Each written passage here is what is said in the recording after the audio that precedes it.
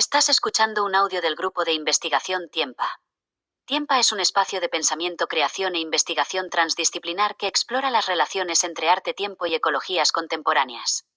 Este contenido forma parte de nuestras actividades académicas y de divulgación disponibles en nuestra web. Así que bueno, presentaros a los dos ponentes con los que tenemos la suerte de contar. Juan José Caballero Molina, doctor por la Universidad de Barcelona en el 2009, profesor de distintas materias vinculadas al dominio histórico, estético, analítico de los medios visuales en SCAP entre el 94 y el 2018, y también del Departamento de Historia del Arte de esta universidad y de esta facultad entre 2008 y 2018, y actualmente dentro del grado de Comunicación e Industrias Culturales de la Facultad de Filología y Comunicación, también en la Universidad de Barcelona, donde ejerce como jefe de estudios.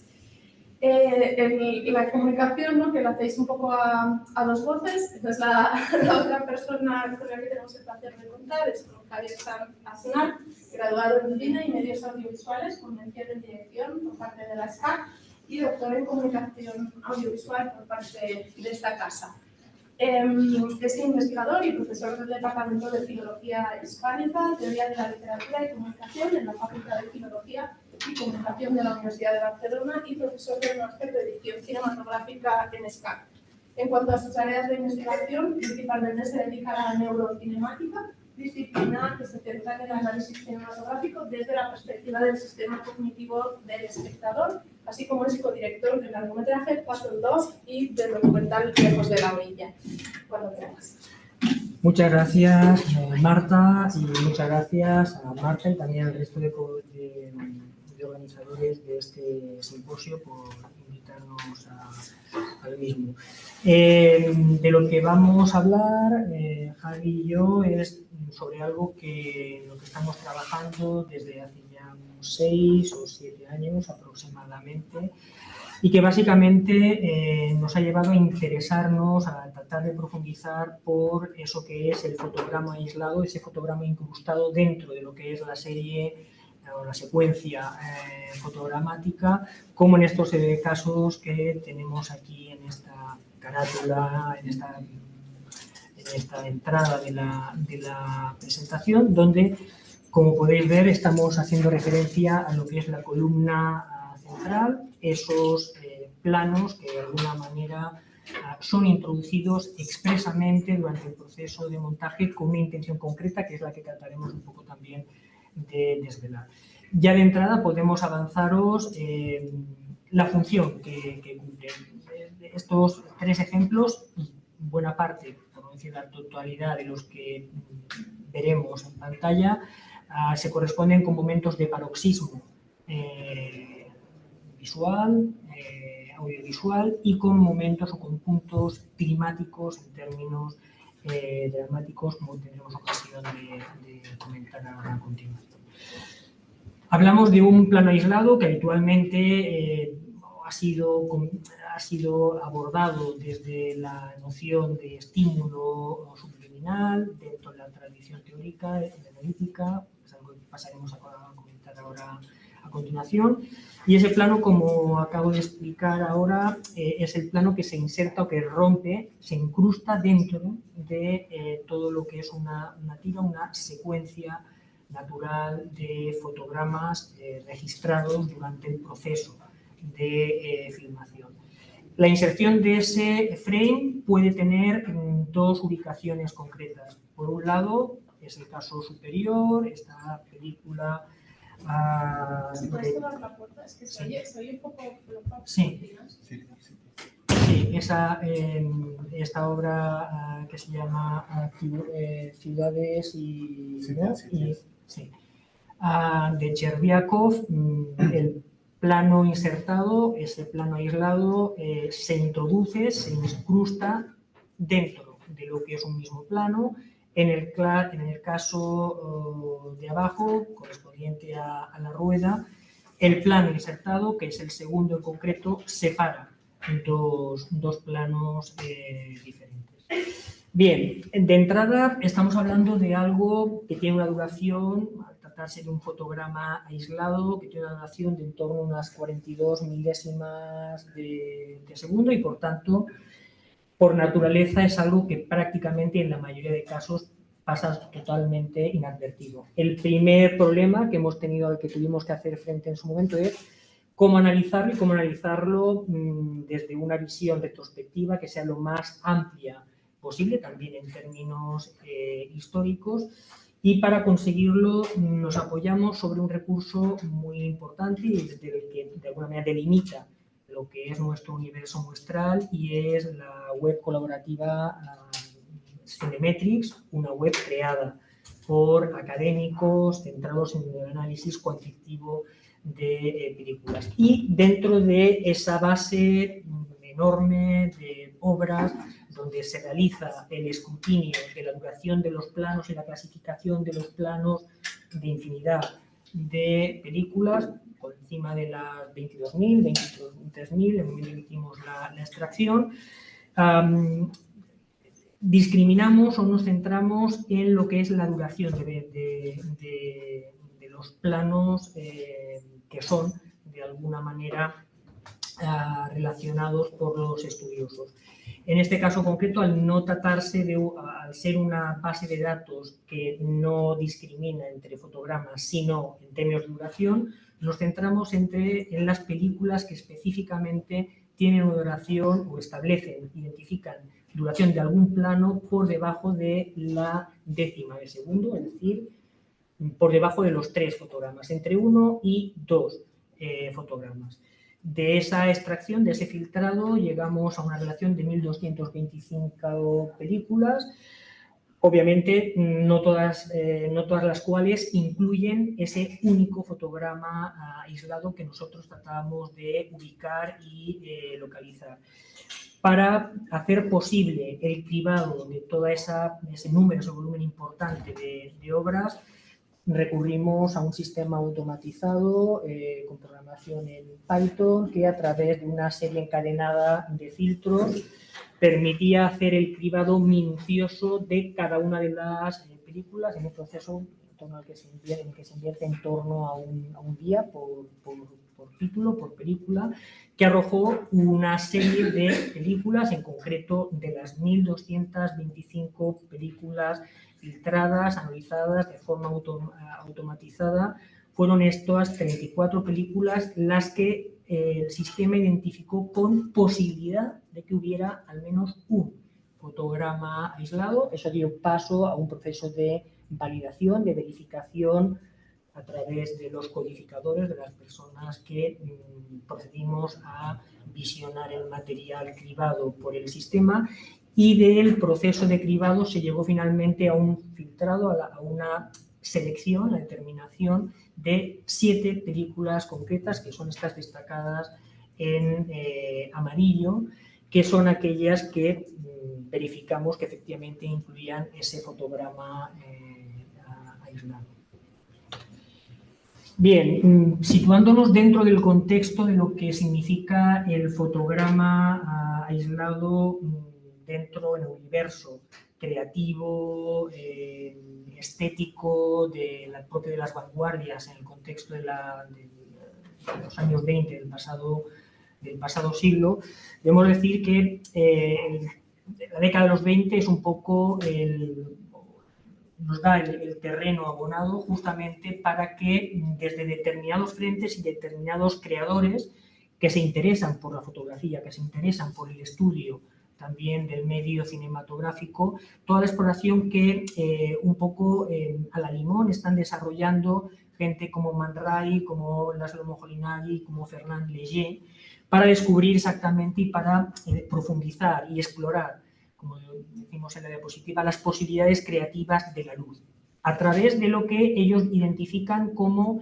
impresiones fotogramáticas, como rayogramas, en definitiva, como esas unidades mínimas a partir de las cuales operar creativamente y a través de las cuales básicamente conseguir integrar de un modo absolutamente innovador con lo que es la propia naturaleza de la materia artística, por cuanto tanto en el trabajo que hacen, por ejemplo, las obras Molinari con sus fotogramas, como en el caso de Man Ray con sus rayogramas. Lo que estamos viendo ahora en pantalla se trata de impresiones obtenidas sobre material fotosensible sin la intervención de ningún dispositivo mecánico, ningún aparato fotográfico. Es fruto de la captación directa de la luz sobre el material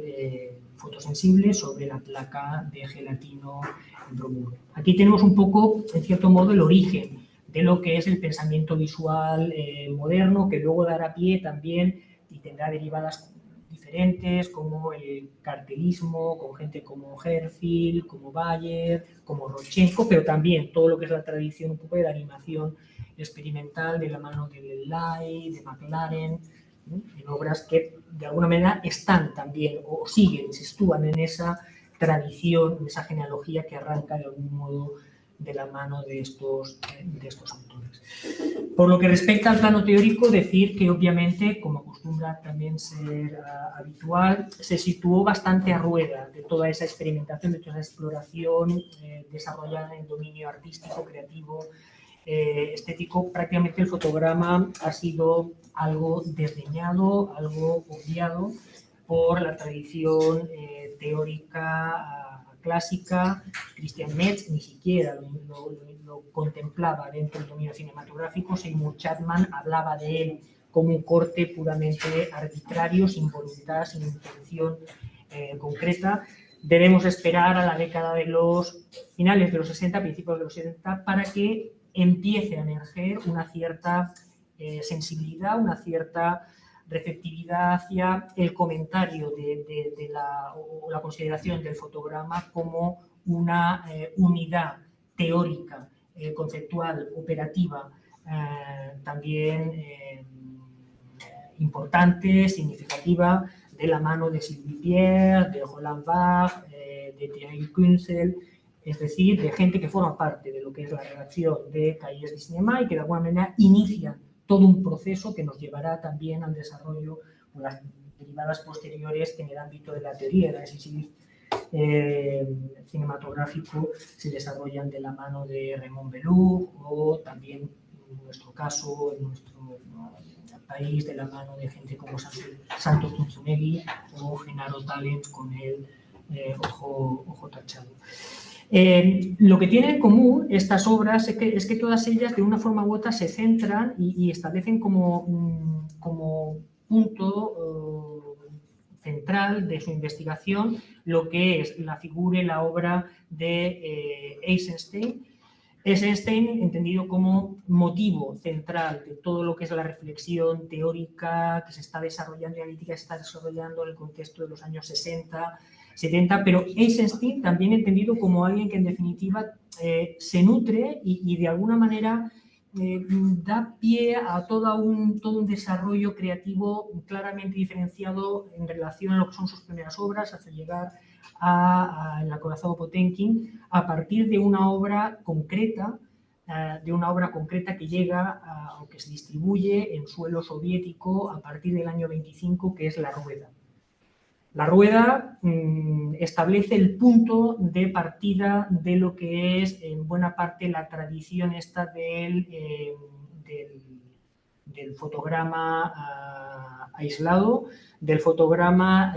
insertado con una voluntad, con una funcionalidad, con una intencionalidad concreta a lo largo del dilatadísimo metraje de la película. La Rueda es una obra que tiene una duración en torno a las 4 horas y media, y durante ella Abel Gance, una de las figuras dentro de la escuela visualista del impresionismo francés, se dedica a insertar esos frames aislados o jugar con el frame, con el fotograma, para desarrollar, por ejemplo, secuencias especialmente significativas, climáticas, como la vinculada con el accidente ferroviario con el que se inicia la película, con otra secuencia, que es la que vemos aquí en los fragmentos B y C, vinculado también con la voluntad de dinamizar a través del paroxismo visual montajista, un montaje hiper picado, hiper fragmentado, con el juego, con la alternancia constante de primero de fotogramas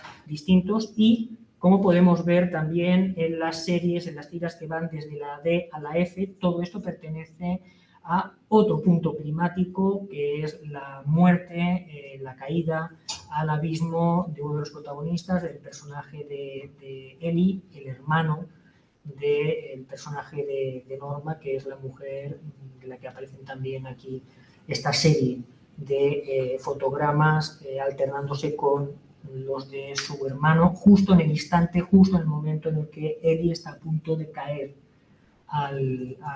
de precipitarse al vacío.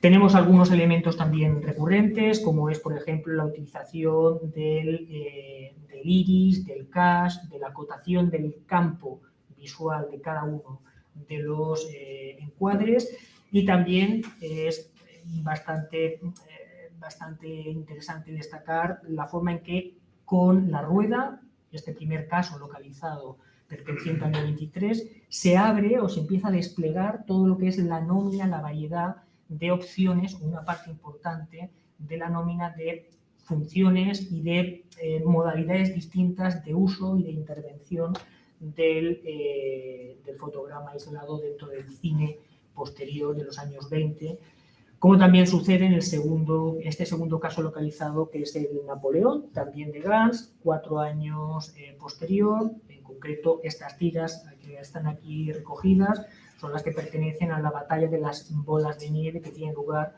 en la Escuela Militar de Brienne, donde está internado el personaje de Napoleón, el protagonista, durante su infancia. Y de la deriva que todo eso va a seguir, nos dará cuenta a continuación Javi. Vale, si analizamos los casos que hemos localizado durante los años 20, hemos querido ampliar un poquito porque es bastante significativo lo que sucede en los primeros años de los años 30. Nos encontramos ese primer caso que nos ha comentado Juanjo, de la rueda en 1923. Tenemos unos años donde no hemos localizado el uso de este recurso, pero lo que sí vemos es que a partir de 1927 empiezan a aparecer más cineastas desde otras nacionalidades, donde ya se animan a incluir ese recurso del fotograma aislado. Y vemos como a partir de 1927, 28, 29, 30 van aumentando los casos hasta 1933, donde tenemos ya un despunte de la utilización de fotogramas aislados en Estados Unidos. Es interesante analizarlo por nacionalidades, por filmografías, porque vemos una coherencia en cómo se transmite este recurso a través de distintos países. Ese primer caso de la rueda en 1923 empezó a tener distribución internacional hacia el año 24-25, y es un caso que varias obras han recogido que fue de una gran importancia, que tuvo un gran impacto para directores como Eisenstein, Kuleshov y Kudovkin. Por eso tiene mucho sentido que la siguiente filmografía a nivel de nacionalidad que coge ese recurso y empiece a utilizarlo sean cineastas de la URSS. Y otro país donde le llegó esta influencia por el desarrollo de estas cinematografías de vanguardia a finales de los años 20 es ya la filmografía alemana con todo el movimiento expresionista. Aquí tenemos un salto que es bastante importante. Hay que tener en cuenta que en los años 20, si bien la primera época de estos años 20, Europa era un laboratorio de experimentación cinematográfico, a partir de 2005 empezaron a aparecer crisis económicas, como por ejemplo la hiperinflación alemana del 23. A finales de los años 20 tenemos la aparición del cine sonoro, que implicó el encarecimiento de procesos y la demanda de otro tipo de narrativas menos vanguardísticas. Y por otro lado, en paralelo, tenemos un auge de Hollywood que directamente estaba reclamando directores y técnicos en Europa, ofreciéndoles contratos para llevárselos. Todo esto dio lugar a la primera oleada migratoria de profesionales del medio cinematográfico de Europa a Estados Unidos. Entonces tiene completamente lógica que a finales de los años 20 ese recurso que se estaba trabajando en las vanguardias europeas empieza a aparecer en el cine estadounidense. Interesante porque cuando Estados Unidos absorbió a todos estos cineastas de vanguardia, no los quería realmente para realizar películas de vanguardia, sino que Estados Unidos, sobre todo Hollywood, absorbió a estos cineastas de vanguardias para ponerlos a trabajar en cine comercial. Y este recurso que habíamos hablado, por ejemplo, que aparecía en Leroux de fotogramas de destellos, etcétera, etcétera, pueden aparecer, por ejemplo, en King Kong o Bombshell como destellos, ¿no? Por ejemplo, en King Kong, en los momentos donde los fotógrafos realizaban las fotografías a King Kong, utilizan estos fotogramas en blanco para generar impactos lumínicos. Si categorizamos estos casos que hemos ido localizando a lo largo de los años 20, nos encontramos, por un lado, los estímulos no figurativos, básicamente utilizados para impactos lumínicos o fotogramas en negro para generar impacto con el siguiente fotograma, y sobre todo nos encontramos estos contenidos figurativos, donde nos van apareciendo imágenes que, si paráramos la película, serían reconocibles, pero que en función de cómo se planteen no son reconocibles. Y digo en función de cómo se planteen porque una estrategia que utilizan bastante a menudo es encadenar varios fotogramas sucesivos, que nos hace un efecto muy interesante, que es como el ejemplo este de el pájaro y la jaula, que está por una cara el pájaro y por otra la jaula, que le das vueltas muy rápido y parece que el pájaro está dentro de la jaula. En esta combinación de fotogramas sucesivos hace un efecto similar. Si observáis la primera tira de fotogramas de arriba, tenemos dos tipos de rostros distintos.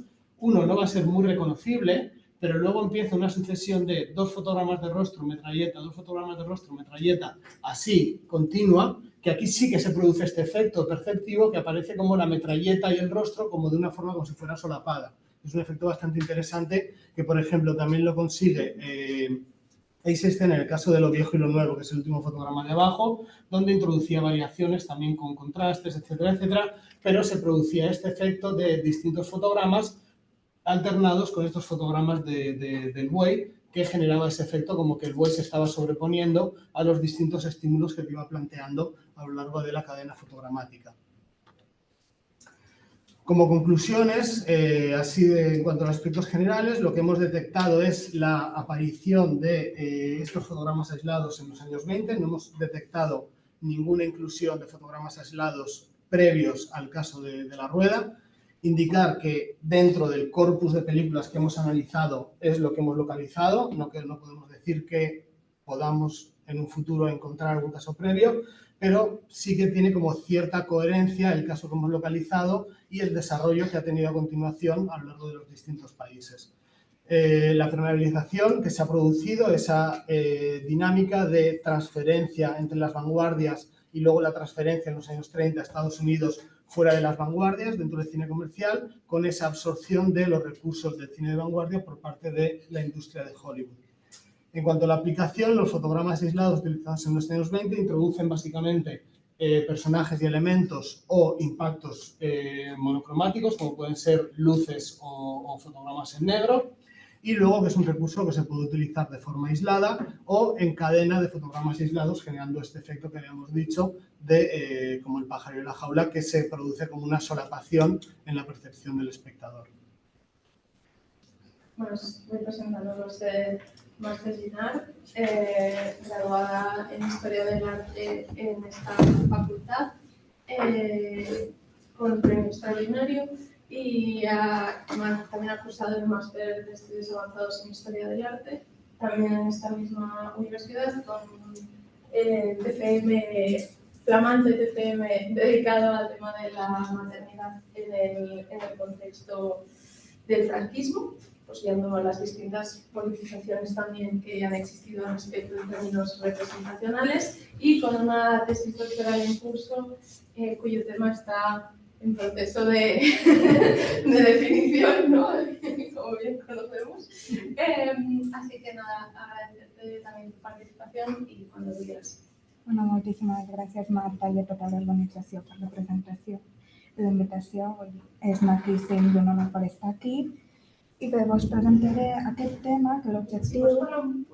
Vale, perdó, és que sempre em costa. L'objectiu és presentar un recorregut en l'imaginari de la mare a través del cinema espanyol d'aquest període, que seria el franquisme i la transició. Com deia, l'objectiu és oferir una mena de recorregut des de quins paràmetres i com es codifica l'imaginari de la mare a través del cinema espanyol d'aquest període.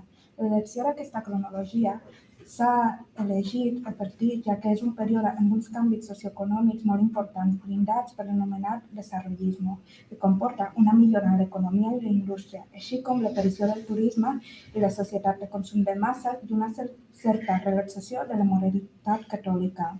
La mort de Franco, el 1975, marca l'inici de la transició, un període convuls de crisi econòmica i oposició de certs sectors que dificulten la implantació d'un nou model de règim. A partir de la dècada dels 60, d'altra banda, progressivament més dones accedeixen a les esferes públiques i en els últims anys del franquisme s'organitza el moviment feminista, que eclosiona en la transició, com veiem en les imatges, manifestacions de Barcelona per demanar drets de les dones com el divorci. Referent al cinema del segon franquisme apareix el nou cine espanyol, en figures com Carlos Saura, Víctor Erice, Basilio Martín Patino, José Luis Borao, Jaime de Armiñán, que juntament amb la relaxació de la censura i modernització de les formes és la resposta de la indústria espanyola a les noves formes de modernitat cinematogràfica que anaven sorgint a Europa. Tanmateix, continua present un cinema popular i lleuger, de comèdia fàcil i costumista, i l'anomenada tercera via, enmig camí entre els dos. Recollint les aportacions de l'estudi sociològic del cinema, com serien, per exemple, Marc Ferro i Pierre Sorlin, que proposen relacionar el cinema en tant que document històric que ajuda a diagnosticar l'esperit de la societat del moment, es pretén investigar els paràmetres de la qualificació dels imaginaris matents a través de diversos fils, tant comercials com autorals. Per entendre l'evolució de... Pots pujar una mica el volum? Per entendre l'evolució de l'imaginari modern cal saber on partim. Com recull Teresa de Laurentiis, el concepte de dona en els discursos hegemònics del cinema es construeix a partir d'una relació arbitrària i simbòlica. La dona és objecte i fonament de la representació, la fill i origen del desig de l'home. Els processos subjectius, per tant, estan inevitablement definits en relació amb un subjecte masculí, és a dir, en l'home com a únic terme de referència. En el cinema d'aquest període, òbviament, aquesta realitat està present. Els models femenins que havien imperat en el cinema franquista es construeixen des d'un maniqueisme i essencialisme extrem. Tenim, per una part, el model femení per antonomàsia, lligat a l'imaginari femení que promovia la secció femenina, una dona submisa, passiva, que es desvivia per els seus fills i marits. I lligada a l'esfera pública, podem trobar exemples a Raça, La vida encadenada i El batallón de les sombres. Dintre d'aquest model, el subgènere històric emergeix de una pàtria, un personatge femení, normalment reina o noble, que metaforitza la pàtria i esdevé un personatge heroic per la seva capacitat de sacrifici i amor sobrenatural. Locura de amor, Reina i Agustín en són exemples. Aquests personatges modèlics són contrarrestats o metitzats per altres que esdevenen el model antagònic de feminitat. Sempre en clau discursiva, obres com Pequeñeces, Camino Cortado i Los Peces Rojos inclouen a una dona que irromp en l'esfera pública, amb atributs com la luxúria i l'avarícia, més activa i conscient de la seva sexualitat, que sempre acaba sent castigada al final de la història. Aquest personatge és complementat pel model de la solterona, una dona fallida a ulls de la societat, en tant que no s'ha casat, com la protagonista de Calle Mayor o la tia Tula, ni ha tingut fills, com planteja la Sierra Maldita, en què l'esterilitat femenina és concebuda com una maledicció. A partir dels anys 60 sorgeixen nous models, com la Chica Yeye, representada per Concha Velasco, i com a forma de resposta els nous models juvenils o la noia moderna, treballadora i més conscient de la seva subjectivitat i sexualitat. Dins d'aquestes categories tan tancades i econòmiques no costa imaginar on se situa i existeix el personatge de la mare.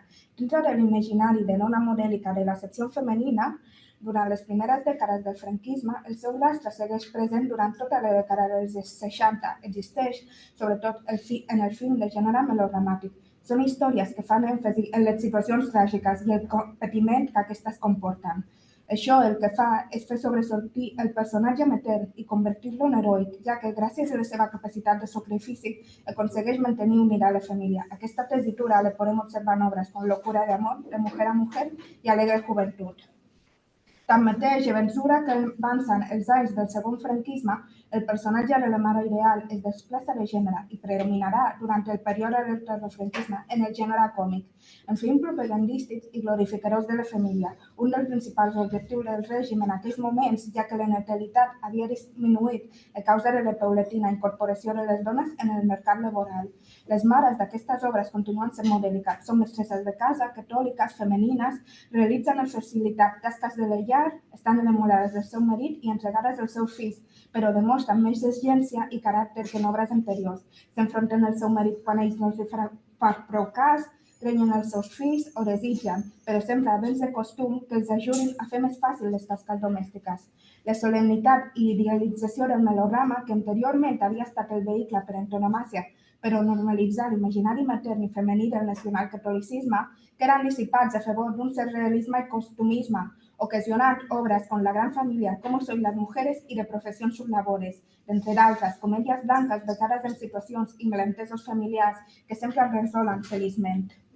Aquest model hegemònic de feminitat, que ocupa i envaeix quasi tots els fins comercials del tardofranquisme i la transició, però és contrarrestat per certs personatges que pensen aquest imaginari. És el que he anomenat contramaternitats, visualitats que apareixen en certs films difícils de catalogar i que contradiuen l'imaginari maternal d'aquell moment. Aquestes obres, cal dir, en general no existeixen des de l'esperit crític ni intenten proposar nous models familiars que s'allunyin del model heteropatriarcal i capitalista, però existeixen i en aquest acte diagnostica les fissures que estaven esdevenint en aquell període. Tenim exemples com la mare soltera i treballadora abandonada per la seva parella que cria sola el fill en solvència, com pot ser la protagonista d'Espanyoles en París, una mare turista i, per tant, estrangera, i dintre d'un discurs xenofòbic i d'alteritat pot indicar per ser mare pel seu caràcter liberal, com ocorre a Soltero i Padre en la vida. D'altra banda, també hi rompen altres formes de maternitat més enllà de la biològica, com pot ser la maternitat simbòlica o per mitjà de l'opció, realitat que apareix en la criatura. Aquest trencament o diagnòstic del malestar en la institució familiar eclosiona en el cinema d'autor. Entès com a cinema dissident, aquest que ofereix altres relats on prima la insatisfacció i la repressió provocada per la institució familiar burgesa i heteropatriarcal. En tant que es tracta d'un cinema compromès políticament en l'activisme contra el règim i la dissidència, s'ha d'entendre la família com a metàfora de la societat i, per tant, evidenciant les faltes, el que es fa és criticar la societat i el sistema dictatorial. En aquest supòsit, la mare simplifica un altre cop la pàtria, però ja no és el personatge heroic i modèlic d'abans, sinó que es deforma cap a un personatge castrador, autoritari i violent, com són les mares d'Ana i los Lobos o Furtivos.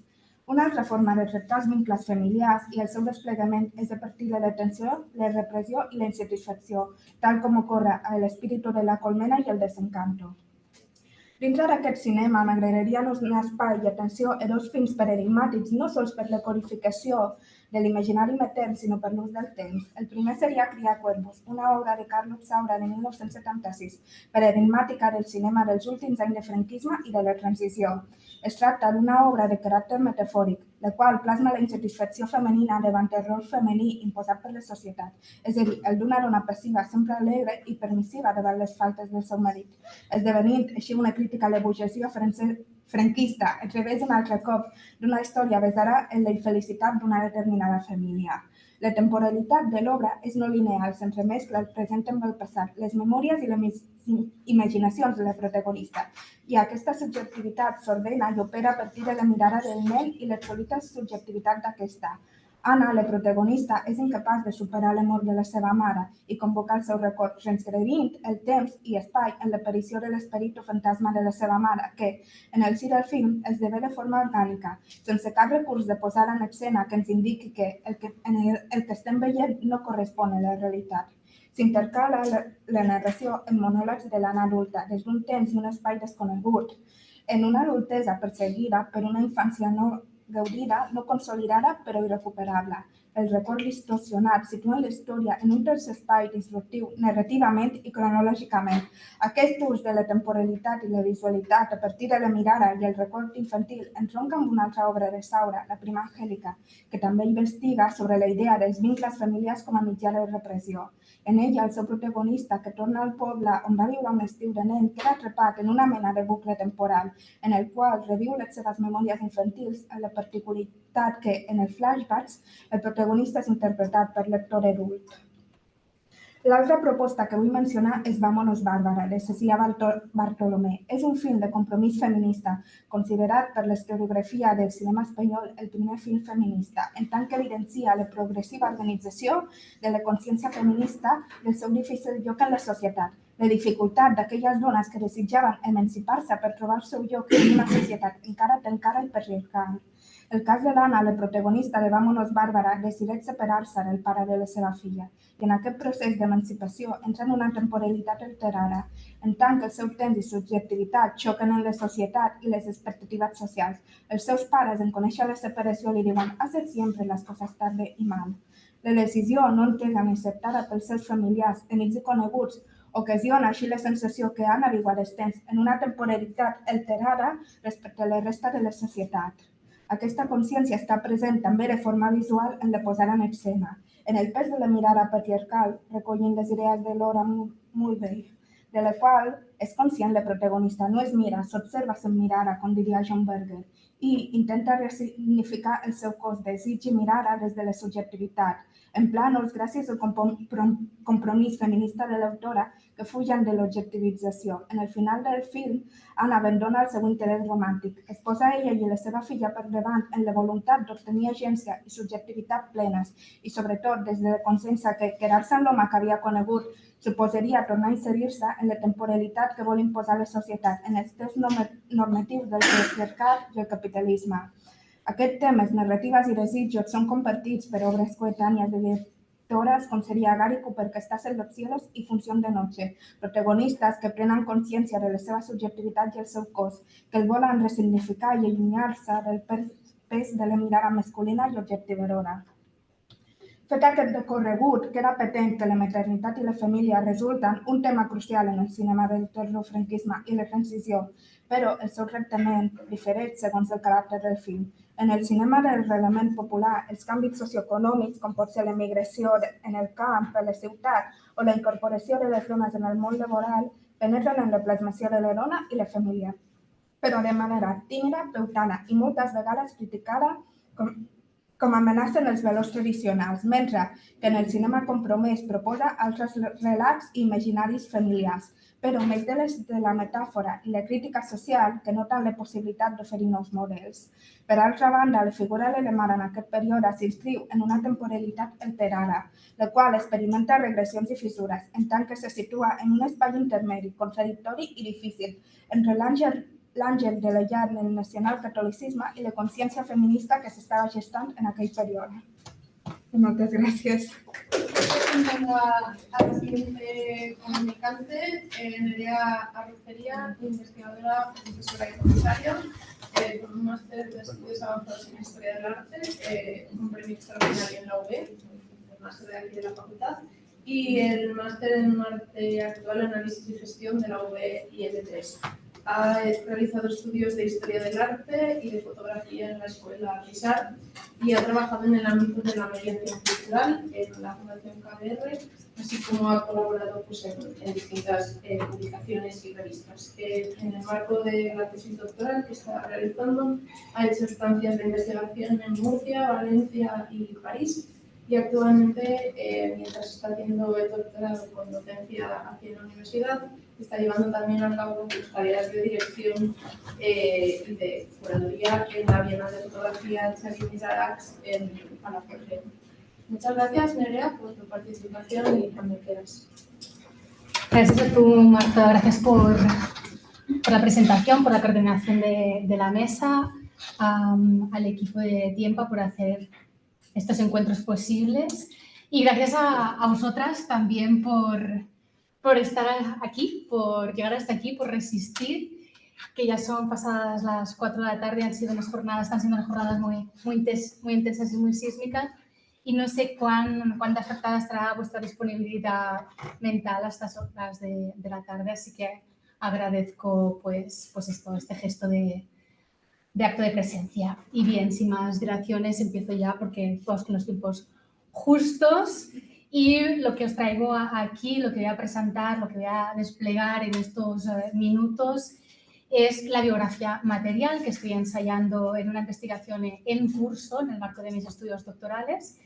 Y este estado de provisionalidad en el que se halla la investigación, confieso que me da como una cierta libertad hoy de compartiros lo que todavía no ha podido concluirse en una tesis final, o sea que vamos a entrar en este campo, que no por de la intuición, no por ello menos rigurosa.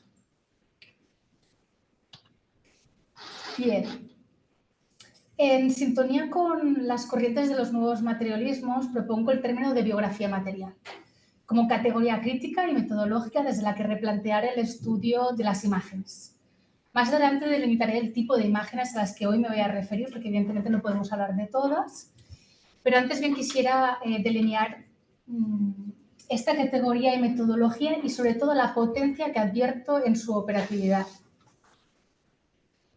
Para ello es necesario ubicarla en una constelación epistemológica o una línea de pensamiento.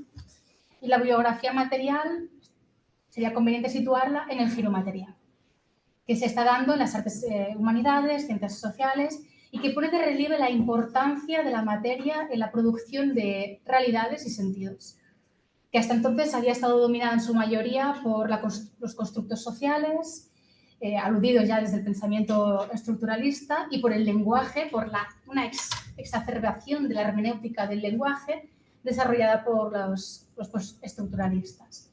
Por su parte, el poshumanismo de los nuevos materialismos desplaza la centralidad del ser humano al reconocer la agencia de las cosas, que se hace patente en su capacidad para afectar y no solo para ser afectadas.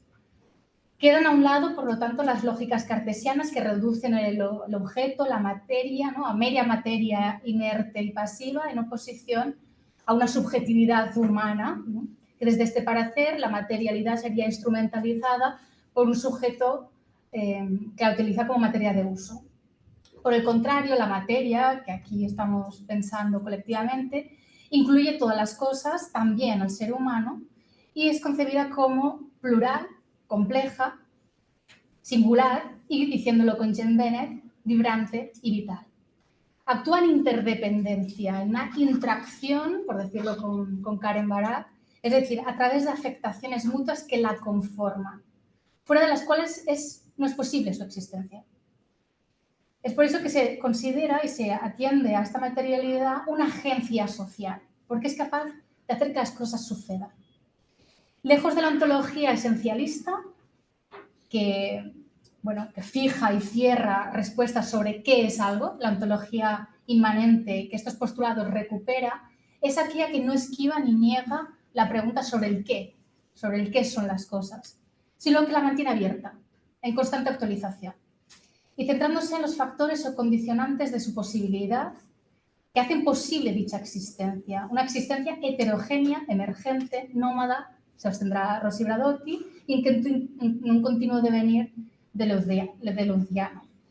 No se explica, por lo tanto, por medio de absolutismos fundacionales y trascendentales, sino que se constituye relacionalmente y por contingencia.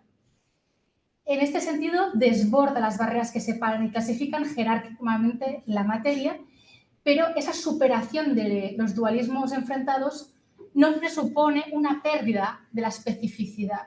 Y eso es importante recordarlo, ¿no? La multiplicidad sensible no queda reducida en el paraguas del monismo, sino que atiende a las implicaciones que tiene cada materia en tanto que agente. ¿Cómo eso lo llevo a una biografía material o qué propondría la biografía material desde ese lugar? Pues propongo que desde la biografía material reconozcamos el devenir de las cosas que está motivado por la experiencia de la vida.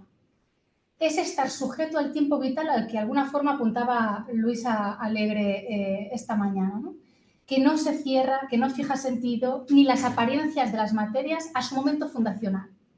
Sobre todo me voy a referir a las prácticas artísticas. Tradicionalmente el sentido y las formas se anclan al primer momento, ¿no? Al primer gesto que impulsa su existencia. Sea ese fruto de la voluntad artística a la que a menudo se le atribuye la autoría de esa pieza, sea desde las contingencias que entran en juego en el proceso de su producción, sea fruto de los dispositivos técnicos o materiales que colaboran entre sí en la resolución final. La biografía material recoge todo eso, y no solo uno, ¿no? Contempla el proceso de gestación como una fase, una de las fases de la realización de la pieza artística o cultural, que sin duda es una de las fases más significativas porque es la que da una determinada presencia, pero su proceso de aparecer no termina aquí. Cuando la mano humana decide hacerlo, esto nos podría recordar un poco a esa cita mítica de Leonardo da Vinci de que una obra de arte nunca se termina, sino que se abandona, pero aquí, pensando desde otro lugar, podríamos prever que incluso en ese abandono, el proceso de creación o de destrucción sigue su curso. La imagen o la pieza, la materia se sigue configurando y reconfigurando, aunque no sea por intervención humana, o sí, pero ya no por una intencionalidad artística. Voy a ir directamente a la aplicación porque el tiempo apremia y en todo caso luego si hay preguntas podría desarrollar mucho más cómo opera esta categoría crítica y metodológica de la biografía material o cómo la estoy ensayando yo en esta tesis. ¿A qué tipo de imágenes me voy a referir hoy aquí? A las imágenes que restan. Se podría realmente aplicar a todo tipo de imágenes, a todo tipo de materia, pero como que en la biografía material yo no la entiendo desde los absolutismos, sino desde casos particulares y en un conocimiento situado. Voy a traeros las imágenes que restan, que me parece que son las más significativas para comprender cómo funcionaría esta propuesta. En primer lugar, es necesario establecer un consenso de qué entendemos como imágenes que restan. Uno de los posibles, al menos como lo planteo desde aquí ahora, sería como aquellas imágenes que han quedado como resultado de un encuentro traumático, significativo, transformador, que ha provocado un desprendimiento de su información visual. Ha habido una pérdida de su materia, que ha generado otras imágenes, unas visualidades que no son las producidas ni por la cámara ni por la mano artística, la mano del artista. Si la pregunta por el final de la obra, ¿no? Que muchas veces, antes decíamos, ¿no? Una obra no se acaba, se abandona, en la pintura nos parece como más pertinente, ¿no? o la escultura, ¿no? En esos procesos que se dan por medio de la adición o por medio de la sustracción en un acto procesual, no suele plantearse tanto en cuanto tratamos de imágenes técnicas, fotográficas, videográficas, cinematográficas. Sin embargo, también está allí, de forma latente, ¿no? A menudo se da por hecho que está finalizada por el mismo momento de su nacimiento al proceso del disparador, ¿no? En el tiempo que dura su obturación. Y que una vez concluido, la foto, el vídeo, ya está hecho. Claro, esta afirmación admite ciertos matices porque sabemos que esas imágenes técnicas luego pueden acabar de darse forma en procesos de postproducción analógica o digital y, por lo tanto, estas preguntas de cuándo acaba, cuándo se da por terminada, se emplazarían en estos espacios, ¿no? Cuándo deja de retocarse una imagen, cuál de todas las copias o impresiones sería el original. Cuestiones que están implícitas también en la propia materialidad y eso es lo que vengo un poco, de alguna manera, a traer aquí. Que la imagen ni siquiera se acaba de configurar cuando está gestándose, ¿no? O cuando es una decisión de alguien establecida así, sino que en su propio devenir, en su propia existencia, en su propio entrar en contacto con otros cuerpos, con otras sustancias, en el hecho de estar presente, su presencialidad está afectándola, está entrando en un juego de consistencias, ¿no? De interrelación de afectaciones. ¿Y cómo estas contravienen los preceptos? Bien, voy a tener que ir muy rápido porque el tiempo se nos agota. Pero básicamente aquí lo que os traía es ejemplos de la práctica teórica y artística de Joan Fontcuberta, que tal vez sería como la referencia más directa a un planteamiento de biografía material, pero que yo quería cuestionarla o debatirla más que reafirmarla o traerla como propia, ¿no? O sea, como parte de este planteamiento de la biografía material.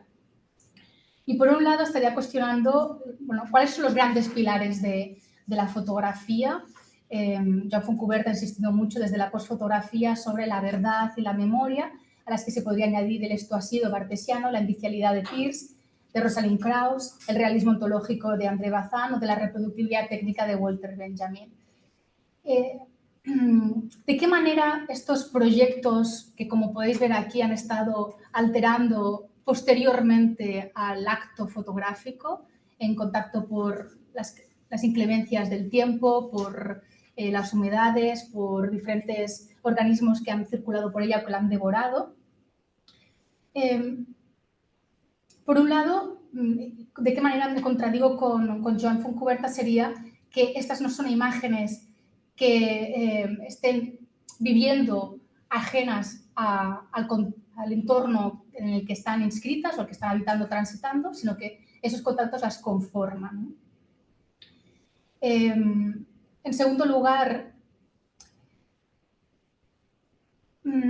si Joan Fontcuberta plantea de que estas imágenes pierden su funcionalidad documental en tanto que es una memoria amnésica, una imagen que está perdiendo su información visual, lo que planteo aquí es que tal vez lo que se esté inscribiendo en la superficie de la imagen es una memoria fotográfica parcialmente accesible para el ser humano, a la que no se puede llegar, se nos escapa, que permanece como una especie de enigma.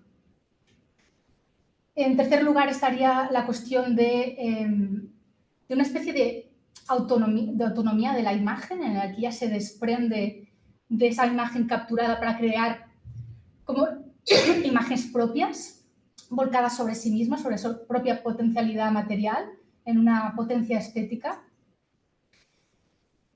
Y no estarían mostrando un único tiempo, un instante, un único esto ha sido, sino unas superposiciones de momentos que se juxtaponen, me estoy quedando sin voz, en la imagen.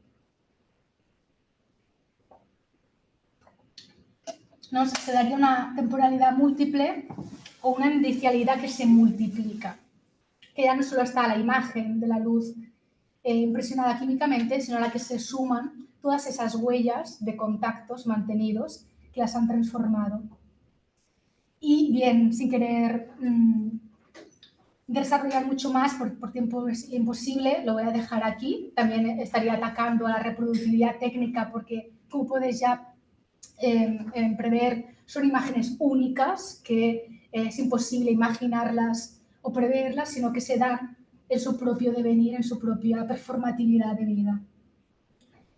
Y bien, seguimos, si os parece, con las preguntas. Lo dejo aquí. Muchas gracias por la escucha.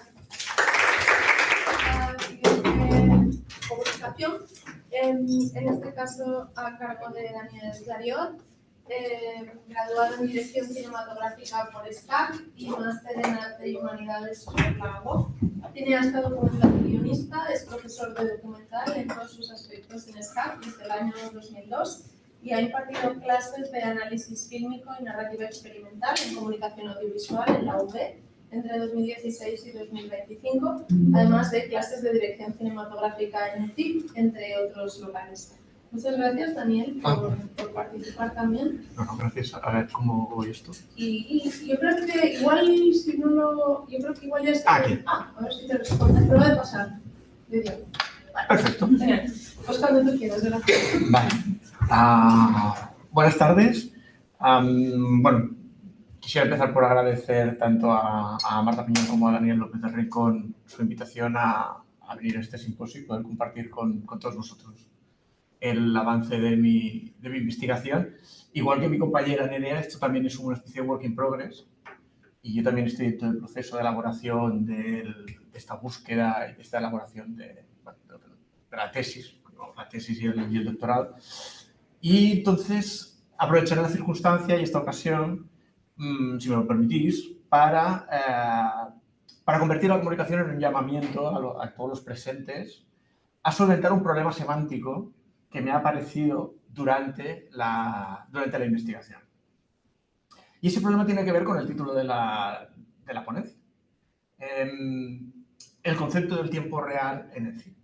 Porque fuese cual fuese el concepto que hasta ahora seguramente vosotros tenéis en la cabeza de qué es lo que se entiende por tiempo real asociado a lo cinematográfico, ese concepto ha quedado ya desbordado por determinadas prácticas actuales de la cinematografía contemporánea.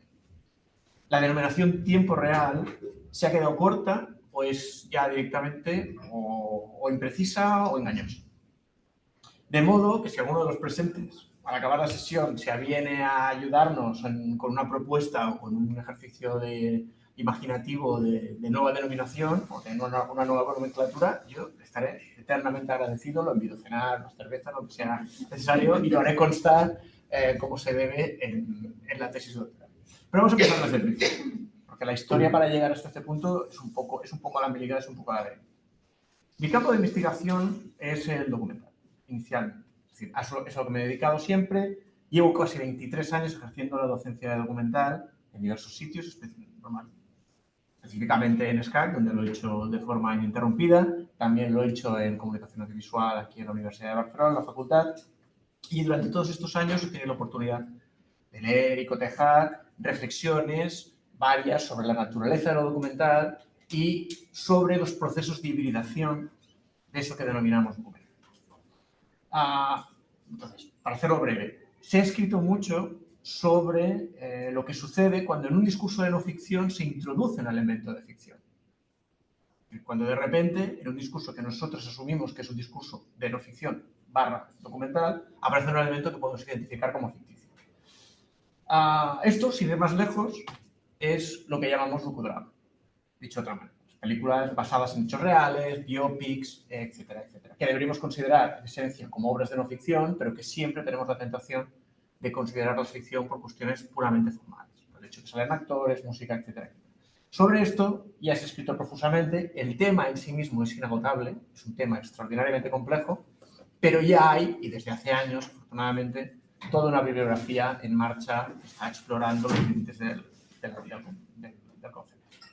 Sin embargo, lo que yo he podido constatar precisamente en mi trabajo de investigación es que eso no sucede a la inversa. Es decir, ¿qué pasa cuando en un discurso de ficción aparece un elemento de realidad? Es decir, ¿qué sucede? ¿Cómo afecta a la percepción del espectador esa intervención de realidad? ¿Qué pasa, por ejemplo, cuando en mitad del crepúsculo de los dioses aparece Cecil B. que es un individuo que nosotros reconocemos como una persona real y que, sin embargo, está inserto en un relato de ficción? Lo mismo sucede en el campo de la literatura. No sé, cuando nosotros leemos Guerra y Paz y aparece Napoleón. ¿Qué pasa cuando en Los Simpsons, donde asumimos que, teniendo en cuenta que son amarillos y tienen 4 dedos, creemos o nos da por pensar que son personajes de ficción, aparecen personajes reales, la nómina de los cuales, muchas veces interpretados por esos propios personajes reales, dando voz a su correspondencia en el universo de Los Simpsons, que aparece cuando aparecen esos individuos en mitad de ese relato de ficción. ¿Qué pasa cuando un discurso ficticio se sitúa en un entorno real que para nosotros es reconocible y que resulta contemporáneo? O sea, por ejemplo, en este caso, por poner un ejemplo, el Manhattan de Woody Allen. ¿En qué afecta eso al espectador? ¿Es un aspecto superficial? ¿Es irrelevante? ¿Es algo puramente decorativo? ¿O realmente tendría una afectación real en el espectador? Que todo el grueso del discurso se mantuviera intacto, pero cambiase ese entorno. Es decir, ¿qué pasaría si Woody Allen, en lugar de situar su película en Manhattan, lo hubiese situado en Extremadura y entonces estuviéramos hablando de Badajoz? ¿Vale? Y una película maravillosa llamada Badajoz. No tengo nada en contra de Badajoz ni en contra de Extremadura, simplemente pictoresco, ¿no? El cambio. Entonces, ¿Se plantea al espectador cuestionar la naturaleza de ficción del relato por el hecho de reconocer un elemento de realidad en ese relato? Igual que se plantea la naturaleza documental de un relato documental cuando interviene un elemento de ficción. Entonces ahí es donde está la clave. Entonces aquí es donde nos pusimos a empezar a investigar. Entonces, de momento, nadie ha atacado esta paradoja de una forma profunda y sistemática. Nadie se ha planteado reflexionar dentro del campo específico de la teoría fílmica qué sucede cuando estos dos elementos se superponen o se integran. Sí que se ha hecho en otros campos. O sea, principalmente, quien le ha dado más vueltas a esta intersección o esta combinatoria o esta inserción de elementos de ficción en el ámbito de la realidad es principalmente la filosofía del lenguaje. La filosofía del lenguaje tiene una gran literatura y unas grandes líneas de investigación vinculadas a lo que es la paradoja específica que está en cualquier discurso de ficción, porque al carecer de referentes no se sabe todavía de qué manera un juicio relativo a un personaje ficticio, una cosa tan sencilla como Sherlock Holmes vive en Londres, es algo que desde la perspectiva estricta de la filosofía no tiene sentido. Porque Sherlock Holmes no existe. Y entonces, como no existe, no tiene una naturaleza referencial según la cual nosotros podamos dictaminar si esa frase es verdadera o falsa. Esa frase solo es verdadera o falsa dentro de los relatos de Sherlock Holmes y eso no tiene una naturaleza referencial. Por lo tanto, entonces, ese es uno de los campos que ha investigado esta combinación de elementos, pero es de difícil extrapolación al entorno cinematográfico. Es cierto que uno de los autores, que es Gregory Curry, que es uno de los más interesados en explorar la naturaleza de la ficción, sí que ha hecho algunas apelaciones directas al entorno cinematográfico. Pero de momento son relativamente superficiales y a nosotros no nos acaban de satisfacer. Otro entorno donde esto sí que este tipo de reflexiones sí que han dado lugar es en el campo de la filosofía de la historia.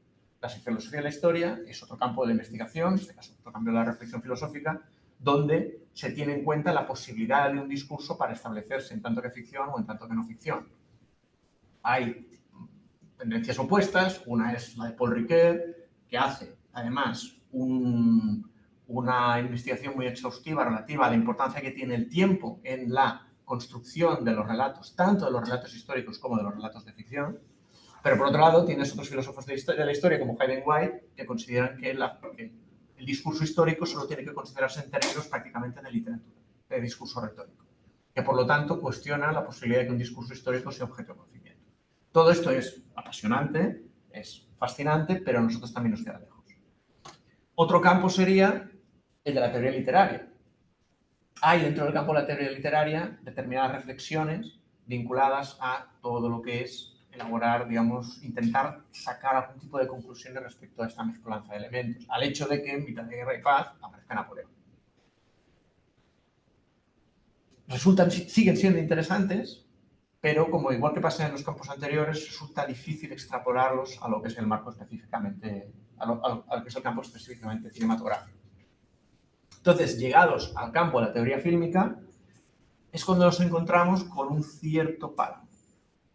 Y cuando nos damos cuenta de que hay, por parte de la teoría cinematográfica, un decalaje entre el grado de reflexión generado por el fenómeno documental, por la ontología documental, respecto al de la ficción. Es extraño encontrar un libro que hable sobre documental que en un momento u otro no implique una cierta reflexión sobre la propia naturaleza del documental. Incluso en entrevistas a documentalistas que uno puede encontrar de forma más o menos informal, en revistas especializadas, en periódicos y tal, siempre hay un momento en el que el periodista en cuestión, creyéndose muy listo, le acaba preguntando al cineasta, porque ¿para usted qué es el documental?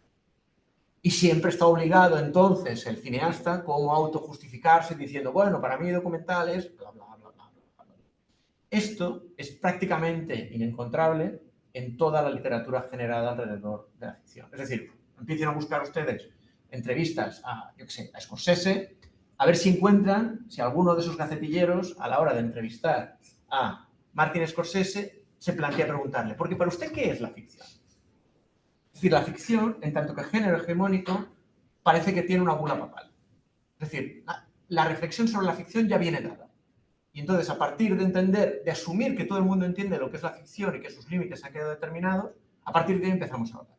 E incluso los libros específicos que podemos encontrar de teoría cinematográfica que tratan sobre la narración en el cine de ficción, como las obras de Borwell, las obras de Deleuze, las obras de Stan, Jacques Aumont, etcétera, etcétera, etcétera, se saltan ese primer paso, que es el de delimitar y definir exactamente qué se entiende por ficción y cómo funciona la ficción, sobre todo en términos cinematográficos. Así que a eso nos hemos tenido que poner nosotros. Es decir, partiendo de unas bases que muchas veces son un tanto precarias y que no son, y que hasta ahora no provienen ni se basan en ningún fundamento sistemático creado por otros autores o por otros pensadores, nos hemos apartado. Entonces, en el curso de nuestra investigación, hemos de algún modo delimitado las formas en las que la realidad se puede integrar dentro de la ficción. Y hemos encontrado diferentes modalidades de integración de la ficción, de lo real, dentro de un relato de ficción cinematográfico. Entonces, por cuestiones de tiempo, no voy ahora a explayarme en cada una de las categorías, pero hasta ahora hemos conseguido delimitar una taxonomía de 6 diferentes maneras en las que la ficción en que lo real puede manifestarse en el campo, dentro de una ficción. Desde el más básico, el más esencial, que sería el entorno diegético, que es tan sencillo como decir, el grueso de ficciones que nosotros conocemos suceden en ciudades, en lugares, en entornos que para nosotros son reconocibles, empezando por la propia Manhattan de Woody Allen, y pese a que nosotros reconozcamos el entorno, eso no nos hace pensar ni nos hace concluir necesariamente que ese relato que estamos viendo integrado en ese entorno es real. Nosotros vemos a King Kong subido en el Empire State, sabemos que el Empire State es un lugar real, pero sin embargo para nosotros es natural creer que en algún momento en el Empire State ha habido un mono gigante. Entonces, esa naturalidad con la que nosotros asumimos sería una de esas manifestaciones, que sería la inicial. A partir que nosotros vamos bajando, evidentemente la primera es de las más numerosas, es el grueso de funciones que nosotros podemos imaginar, a no ser que sean intergalácticas, tienen lugar o hacen referencia directa o indirecta a lugares reconocibles por parte del espectador. A medida que nosotros vamos bajando en la lista, lo que encontramos son manifestaciones de lo real que son mucho más específicas, pero que también al mismo tiempo generan una influencia mucho más importante y mucho más profunda en las implicaciones que esa realidad tiene en la lectura que hacemos nosotros de la película. Es decir, la manifestación de esa realidad a nosotros es más relevante para el discurso a medida que se van concentrando. Eso nos llevaría al sexto punto, que es esto, las denominaciones, entiendan que son de momento provisionales, que es lo que nosotros de momento denominamos la apelación a la realidad, que se puede manifestar de diferentes maneras. Una de esas manifestaciones es la que nos lleva al tema de la ponencia.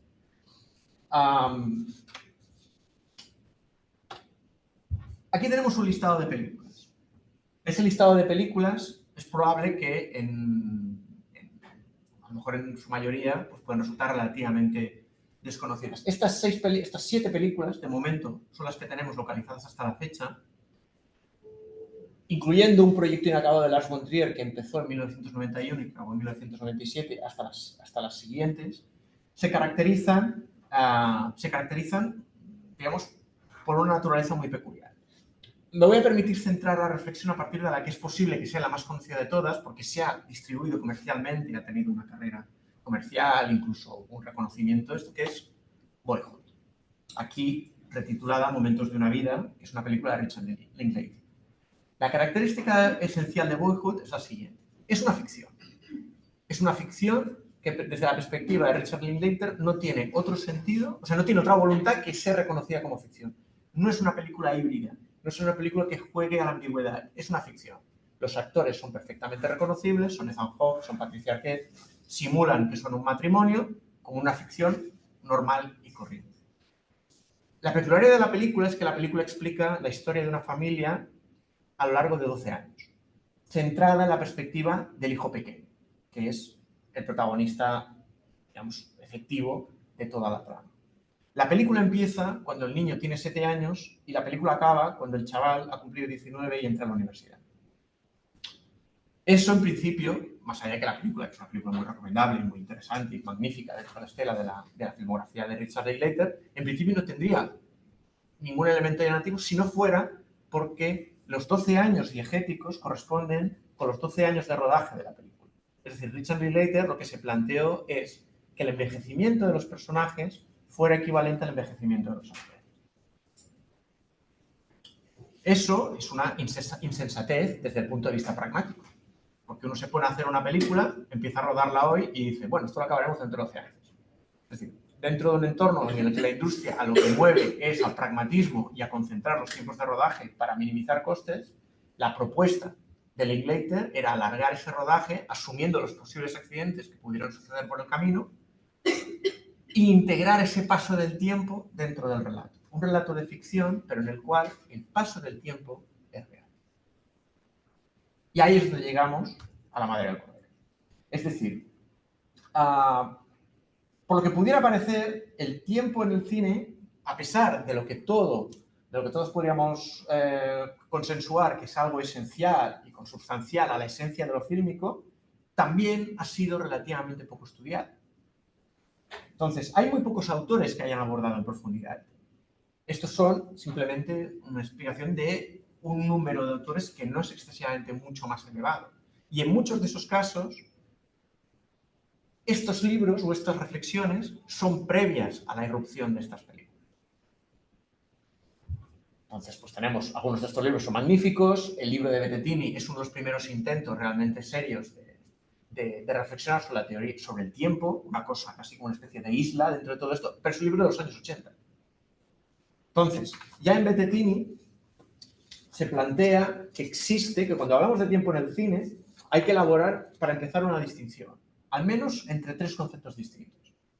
Entre el tiempo diegético, que es el tiempo del relato, entre el tiempo de proyección, que es lo que dura la película, cuando nosotros la estamos viendo, es decir, la duración estricta de la película para nosotros, y luego está el tiempo de producción, que es el tiempo que se ha tardado en hacer la película. Tiempo de producción, podemos pensar ahora que es un detalle aparente irrelevante, pero porque da igual si Ciudadano Kane se ha hecho en 34 días o en 48.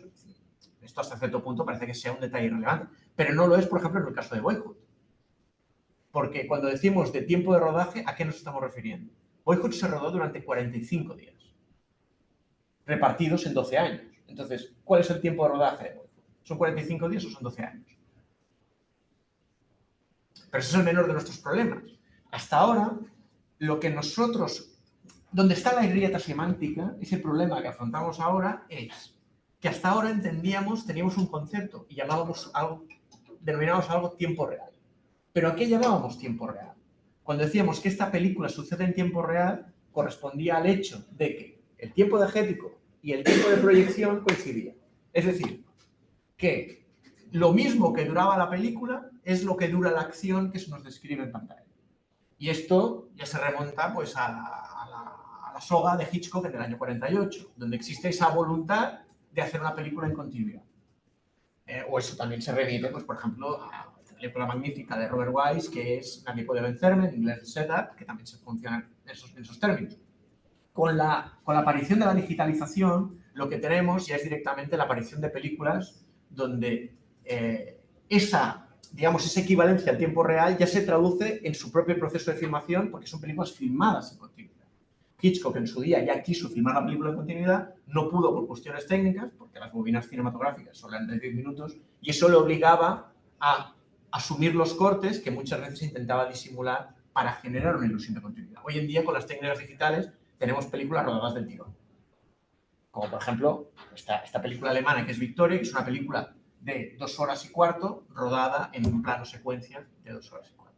Hasta ahora, lo que entendimos por tiempo real era esa equivalencia total entre el tiempo diegético y el tiempo de proyección. Pero eso con Boyhood ya no nos sirve. Entonces, ¿qué pasa con Boyhood? Hay que tener en cuenta que la peculiaridad de Boyhood es precisamente lo contrario a lo que estas películas proponen. Es decir, estas películas obtienen su fuerza, por decirlo así, o su elemento, digamos, destacado, en la continuidad, en que nosotros asistimos a esa duración del tiempo de forma prácticamente ininterrumpida a lo largo de todo el relato. El tiempo que cuenta en Boyhood es precisamente el que no se ve, el que está en el corte, el que está en la elipsis. El hecho de que nosotros estamos viendo Boyhood se produce en corte y ha pasado un año. Y ese año lo percibimos en que de repente el chaval que antes tenía 10 años, ahora tiene 12 y ha hecho el estilo. Y ha cambiado físicamente. Entonces, teniendo en cuenta todo este marco, sabiendo todo esto, ¿qué hacemos con Boyhood? ¿Cómo la denominamos? La denominamos película del paso del tiempo real, Real Time Lapse Films. La denominamos películas en el tiempo, que es una cosa así muy bonita, muy retórica, pero que en el fondo no significa nada, porque todas las películas están de algún modo en el tiempo. Son películas de envejecimiento real, Real Aging Films. Se admiten sugerencias. Es decir, si alguien tiene alguna idea maravillosa, por favor, que la comparta. Quizás hasta la fecha este número de obras a la que nos hemos referido sea escaso en el ámbito de la ficción, porque si lo pensamos en el ámbito del documental, ese tránsito real del tiempo en la pantalla es algo consubstancial a lo documental. De hecho, es buena parte de lo que da sentido al documental, es ser precisamente conscientes de ese paso del tiempo. Pero por pocas que sean, están aquí. Es decir, no podemos negar la existencia de esas películas. Y ellas nos abren la puerta a cuestionar algunos de los conceptos con los que afrontábamos hasta ahora la reflexión sobre el tiempo cinematográfico. Entonces, como demuestran los denominados Time Studies, vivimos una época que está replanteando su concepción del tiempo en este contexto digitalizado y postindustrial. La filosofía, la sociología, la historia del arte, las diversas facetas del arte contemporáneo están reformulando la percepción clásica del tiempo. Y el cine, arte del tiempo por antonomasia, no puede quedarse atrás. Necesitamos un nuevo vocabulario y lo necesitamos cuanto antes. Muchas gracias. A la siguiente ponente, a que también agradezco su participación, que es Milagros Valles Planells, que es investigadora predoctoral en FPU en el Departamento de Filosofía y Sociedad de la Universidad Complutense de Madrid.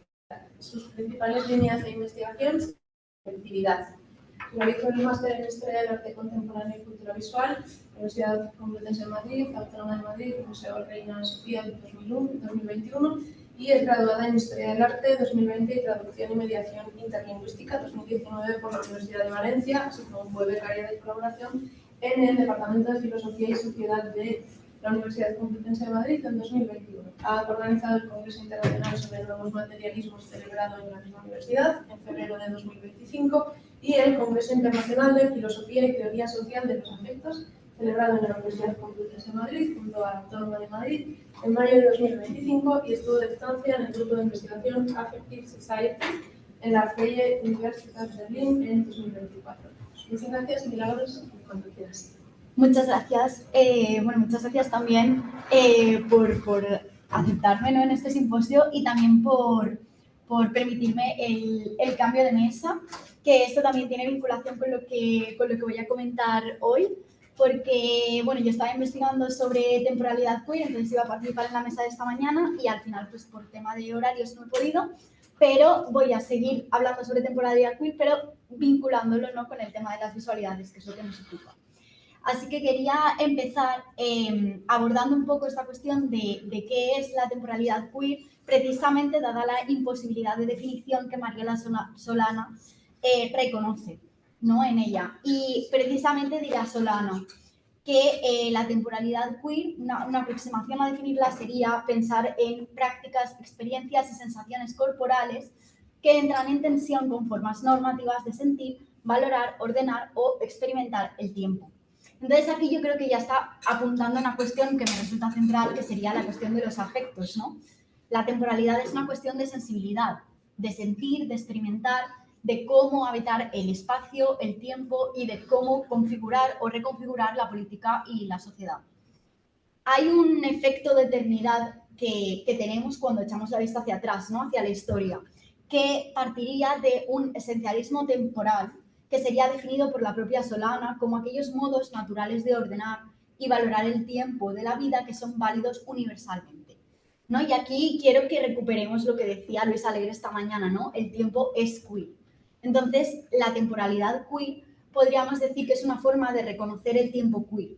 Es una forma que rompe, parafraseando aquí a Dimshaw, con una articulación fija del pasado y con una imaginación estrecha del futuro, al poner el acento en ideales de género y de sexualidad que están en la base de la naturalización del tiempo.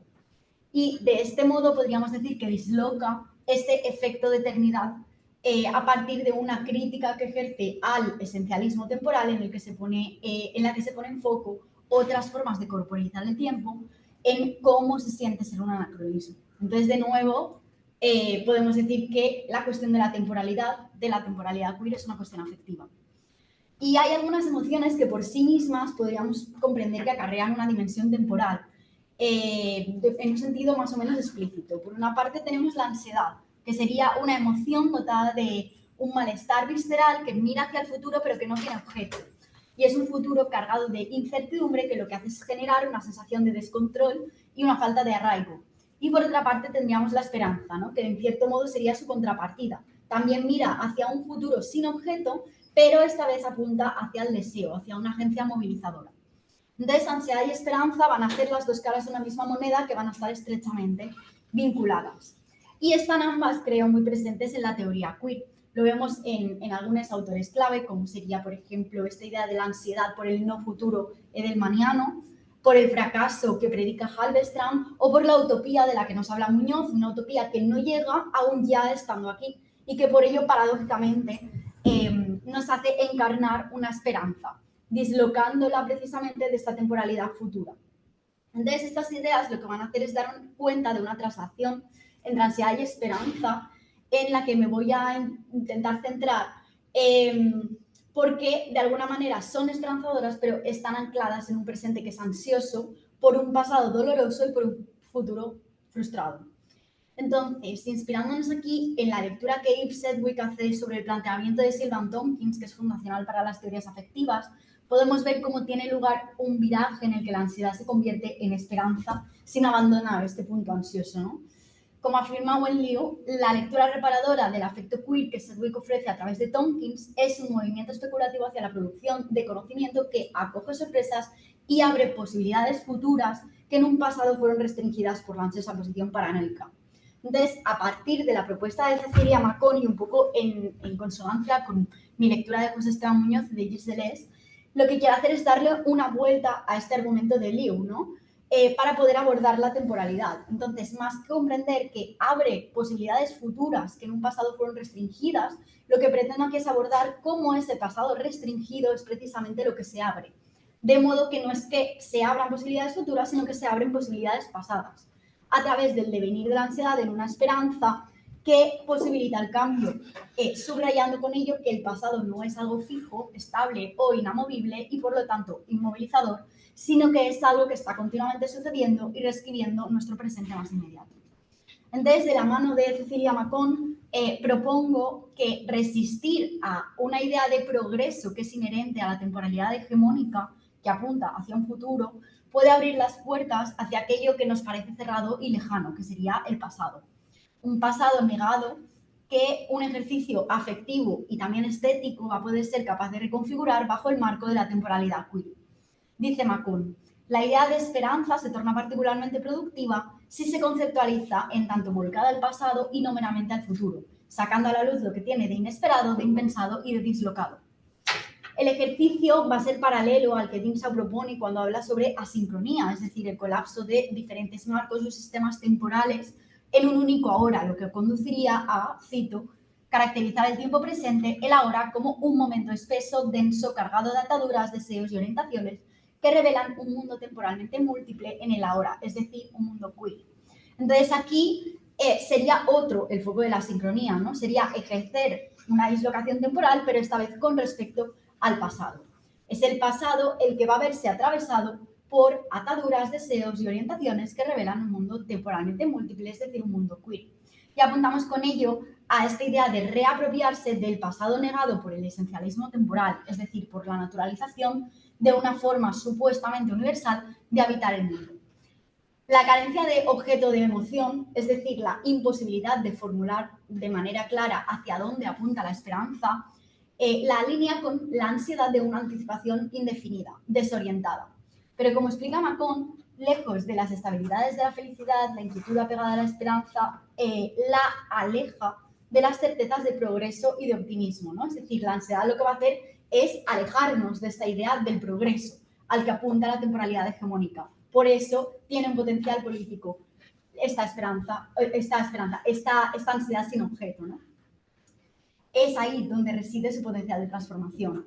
En este sentido, la ansiedad deviene esperanza, ya que estoy tomando esta idea del devenir de Deleuze y de Guattari, ¿no? Y se va a unir a ella en una zona de indeterminación o de indiscernibilidad en la que una ya no va a poder ser sin la otra. Es esto lo que potencia su marco de acción y en este sentido la ansiedad va a dejar de ser paralizante para ser desorientadora en el sentido en el que lo plantea Sara Ahmed. Es decir, como una posibilidad de habitar de una manera disidente, saliéndose de la línea de lo normativo. La esperanza, por tanto, dejaría asimismo de ser despolitizadora, porque su falta de objeto ya no va a ser su condena, sino que se va a reorientar en múltiples direcciones alternativas a la temporalidad hegemónica. Entonces ya no va a apuntar hacia el futuro, sino que precisamente va a apuntar hacia el pasado. Y es aquí donde el archivo, que está estrechamente vinculado a la memoria, se va a convertir en un agente. Macon va a abordar en otro texto, en el segundo volumen de la Affect Theory Reader, cómo los archivos, en el caso que ella estudia archivos sonoros, porque ella recopila los testimonios de los supervivientes de los campos de concentración en Argentina, van a tener el potencial de generar atmósferas transtemporales y con ello de poner en tela de juicio la temporalidad lineal en aras de una temporalidad que encaja con la descripción que nos ofrecía Solano, es decir, una temporalidad disidente en la que los afectos se sitúan en el centro. Va a haber, por tanto, una insistencia latente capaz de alterarlo todo en la esperanza que debe su orientación a la ansiedad de la inquietud. Y va a ser el archivo y su vinculación con la memoria lo que posibilita que esta transformación tenga lugar. Bueno, voy a saltarme una parte porque no quiero alargarlo mucho, pero aquí traía una idea de Orion Masumi que si bien él explora esta cuestión de los afectos y de la memoria a partir de experimentos neurobiológicos, que creo que no es como el mejor acercamiento a estas cuestiones, sí que planteaba de alguna manera cómo la memoria va a intervenir en el pasado, ¿no? Y va a decir, si pensamos en la idea de recordar un color, por ejemplo, vamos a ver que esto no es una reproducción efectiva de una percepción, sino va a ser una transformación o un devenir de esta percepción, ¿no? Nunca vamos a recordar las cosas como supuestamente pasaron, ¿no? Entonces, tanto Masumi como Macon, ambos de inspiración deleuziana, lo que van a hacer es abordar estas cuestiones desde un marco no representativo y van a decir, el afecto es el que está en juego en el trasfondo y no es una cuestión representativa, sino expresiva. Por tanto, la memoria va a ser afectiva en tanto que no supone una mera reproducción de un pasado estanco, sino que va a interactuar con él y lo va a hacer devenir. Y aquí recupero lo que Antonio Rivera comentaba esta mañana, ¿no? Esta idea de la memoria como tiempo intrincado, la idea de pensar en la memoria como pensar en la mezcla de temporalidades y de poner en movimiento la historia. Esto también va a vincular con lo que Sara Ahmed afirma cuando subraya que las emociones son performativas. Son performativas precisamente porque actúan, porque ejercen un cambio, pero es un cambio que no debe entenderse como el paso de un estado estanco a otro, sino como un proceso abierto que nunca termina, ¿no? Como un devenir. Y esto no va a ocurrir solo, y por eso he traído aquí este vídeo, a nivel de la memoria individual. La memoria histórica, la memoria colectiva, la memoria social también van a ser formas de memoria afectiva. Cito aquí a Macon, el amor, la ira, la agresión, lo abyecto, lo indigerible del pasado está estrechamente unido al deseo, al apego, a los apetitos. Es la experiencia carnal, casi sanguínea, la que tiñe la reacción al orden establecido. Esta esperanza visceral orientada al pasado es en definitiva la que lo hace estallar, mostrando la dimensión agencial del afectivo. Y aquí traigo este vídeo y lo voy a poner de fondo mientras hablo porque no nos da tiempo de ver la parte. Lessons, que es una película montada a partir de imágenes de archivo que consiste en una resignificación de la historia que va a poner a las lesbianas en el centro. La historia, lo sabemos bien, es algo que se escribe, pero también es algo que se siente. Y el problema de vincular el sentir a la veracidad, a la comunicación, a la información, tomada por cierta, o al menos que nos haga actuar como si la tomáramos por cierta, como explica Deleuze cuando refiere a la idea de las sociedades de control, va a ser lo que limite el afecto, lo que trate de capturarlo y de cerrarlo. Entonces, en esta película, en History Lessons, Barbara va a romper con esta idea porque va a liberar la vida, va a liberar la historia a partir de la circulación afectiva de unas imágenes que funcionan de manera performativa. Las imágenes de archivo, que en la temporalidad lineal se consideran como un pasado cristalizado del que solo nos llegan vestigios, vemos aquí que están vivas. Estas imágenes construyen relatos actuales, van a cambiar la historia y van a insuflar esperanza al pasado, posibilitando una utopía abierta y construyendo una nueva memoria colectiva, evidenciando un pueblo lesbiano por venir, un pueblo que falta y que solo se construye faltando. Es decir, es un pueblo que ya está ahí y que ya lo ha estado siempre. Y termino simplemente con una última cita de Macron que creo que perfectamente podría haber dicho pensando en este filme. Dice, hay en esas imágenes una potencia del impensado que deviene dislocadora, imprevisible, desafiante para el presente. Es un índice esperanzado. Y termino con esto. Muchas gracias.